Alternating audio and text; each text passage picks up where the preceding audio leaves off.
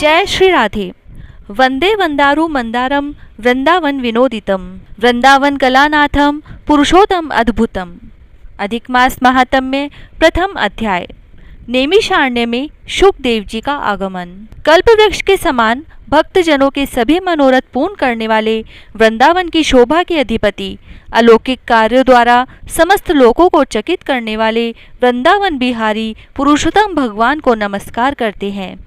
नारायण नर नरोत्तम तथा देवी सरस्वती और श्री व्यास जी को प्रणाम करके मैं जप लाभ की कामना करती हूँ।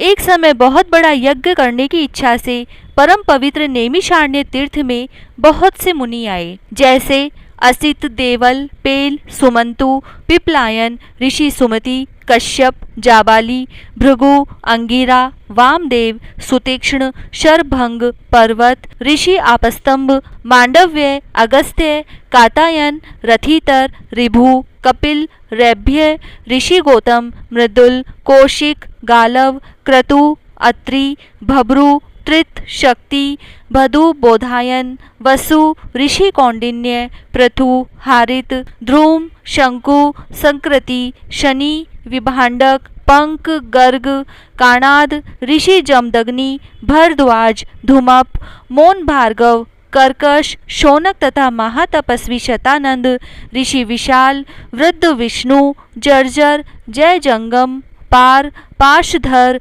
पुर, महाकाय, जैमिनी, ऋषि महाग्रीव, महाबाहु, महोदर, महाबल, उद्दालक, महासेन, आर्त, आमलक प्रिय, ऋषि उधर्वबाहु, उधर्वपाद, एकपाद, दुर्धर, उग्रशील, जलाशी, पिंगल, अत्रि, रिंभु, ऋषि शांडिर, करुणकाल, केवल्य, कलाधार, श्वेतबाहु, रोमपाद, कद्रु, कालाग्निरुद्रक, ऋषि श्वेतांबर, आग शरभंग, पृथुश्रवस आदि शिष्यों के सहित ये सब ऋषि अंगों के सहित वेदों को जानने वाले, ब्रह्मनिष्ठ, संसार की भलाई तथा परोपकार करने वाले, दूसरों के हित में सर्वदा तत्पर श्रोत स्मार्त कर्म करने वाले, ये सभी ऋषि अपने शिष्यों के साथ एकत्रित हुए।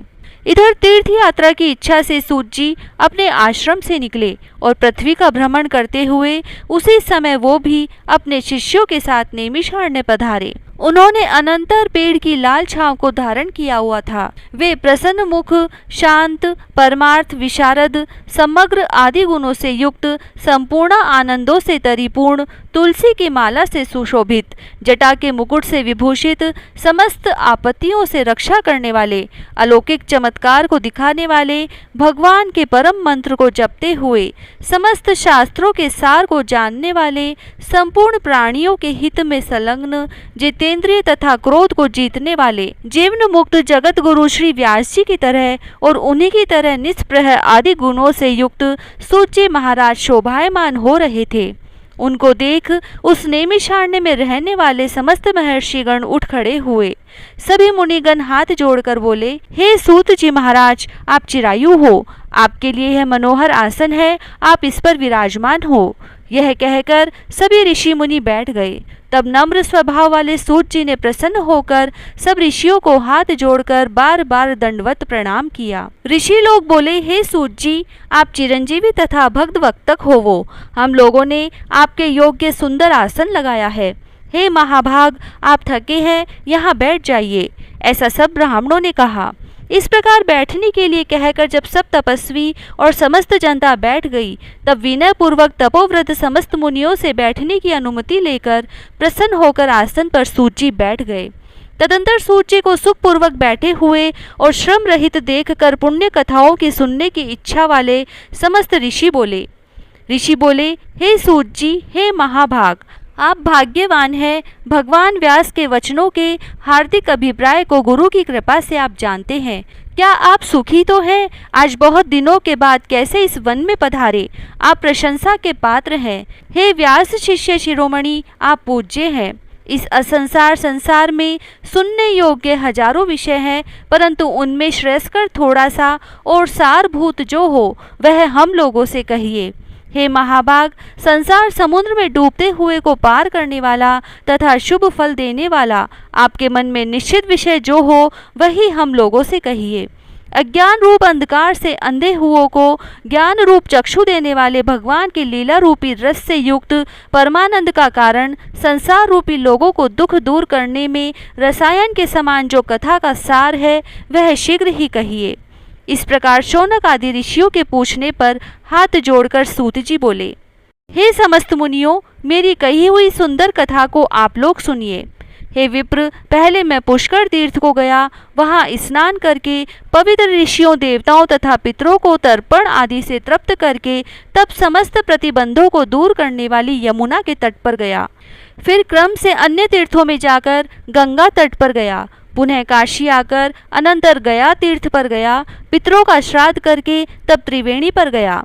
तदंतर कृष्णा के बाद गंडकी में स्नान करके पुलह ऋषि के आश्रम पर गया। फिर कृतमाला, कावेरी, निर्वंधिया, ताम्रनिका, तापी, वेहायसी, नंद, नर्मदा, शर्मदा नदियों पर गया। पुनः चर्मणवती में स्नान करके पीछे सेतुबंध रामेश्वर पहुंचा। तदंतर नारायण का दर्शन करने हेतु बद्रीवन गया। तब नारायण का दर्शन कर वहां तपस्वियों को अभिनंदन कर पुनः नारायण को नमस्कार कर और उनकी स्तुति कर सिद्ध क्षेत्र पहुंचा। इस प्रकार बहुत क्षेत्रों में घूमता हुआ कुरुक्षेत्र तथा जांडगलम देशों में घूमता फिरता हुआ हस्तिनापुर गया। द्विजो, वहां यह सुना कि राजा परीक्षित राज्य का त्याग कर बहुत से ऋषि मुनियों के साथ पुण्यप्रद गंगा तीर पर गए हैं और उस गंगा तट पर बहुत से सिद्धि हैं। भूषण जैसे योगी लोग और देव ऋषि वहां पर आए हैं। उसमें कोई निराहार, कोई वायु भक्षण कर, कोई जल पीकर, कोई पत्ते खाकर, कोई श्वास को ही आहार कर, कोई फलाहार का और कोई फेन का आहार कर रहते हैं। हे द्विजो, उस समाज में कुछ पूछने की इच्छा से हम भी गए। वहाँ ब्रह्म स्वरूप भगवान महामुनि व्यास के पुत्र, बड़े तेज वाले, बड़े प्रतापी श्री कृष्ण के चरण कमलों को मन से धारण किए हुए श्री सुखदेव जी आए। उन 16 वर्ष के योगी राज शंख की तरह कंठ वाले, बड़े लंबे चिकने बालों से घिरे हुए मुख वाले, बड़ी पुष्ट कंधों की संधि वाले, चमकती हुई कांति वाले, अवधूत रूप वाले, ब्रह्मा रूप वाले युवा से घिरे हुए महामुनि सुखदेव जी को देख सब मुनि प्रसन्नता पूर्वक हाथ जोड़कर सहसा उठ खड़े हो गए। इस प्रकार महामुनियों के द्वारा सत्कृत भगवान सुखदेव जी को देखकर पश्चाताप करती हुई स्त्रियां और 7 के बालक जो उनको देख रहे थे दूर ही खड़े रह गए और भगवान सुखदेव को प्रणाम करके अपने अपने घर की तरफ जाते रहे।